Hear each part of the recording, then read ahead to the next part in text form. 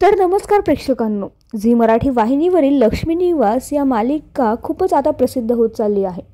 तर आता जयंत जान्हवीशी असा क्रूर का वागतोय? जयंत तर जान्हवीवर खूप खूप प्रेम करतो आणि तिच्या आयुष्यातील प्रत्येक गोष्ट परिपूर्ण असावी यासाठी प्रयत्नशील कायम असतो। तो तिच्यासाठी मोठमोठ्या योजना आखतो, महागड्या भेटवस्तू देतो आणि तिच्या कुटुंबाशीही चांगले संबंध ठेवतो।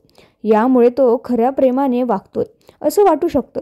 जयंतच्या कृतीमागे काहीतरी वेगळाच उद्देश असेल।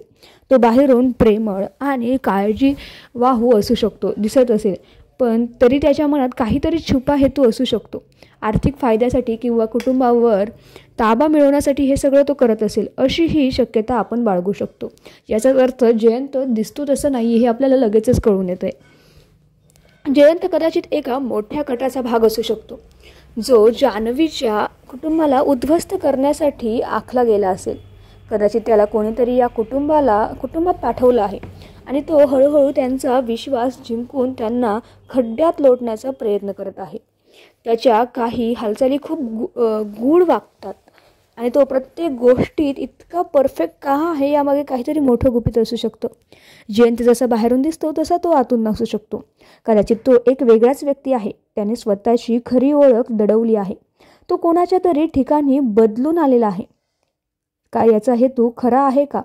हे सगळं उलगडायला वेळ लागू शकतो, पण काहीतरी मोठा खुलासा होण्याची शक्यता आहे। जयंत स्वतःच हा सगळा खेळ खेळत नाही, तर कोणीतरी मोठं व्यक्तिमत्व त्याच्या मागे आहे, जे या सगळ्या गोष्टी त्याला करायला लावते। कदाचित त्याला ब्लॅकमेल केलं जातंय किंवा त्याला कोणाच्या तरी दबावाखाली हे सगळं करावं लागतंय। तो आतून तुटत असेल, पण बाहेरून तो परफेक्ट आणि निर्दयी दिसत आहे। जयंत बाहेरून प्रेमळ आणि विश्वासार्ह दिसतो, पण त्याच्या मनात एक वेगळाच खेळ सुरू आहे। तो जाणीवपूर्वक प्रत्येक गोष्टीत स्वतःला परिपूर्ण दाखवत आहे, जेणेकरून कोणीही त्याच्यावर संशय घेत नाही।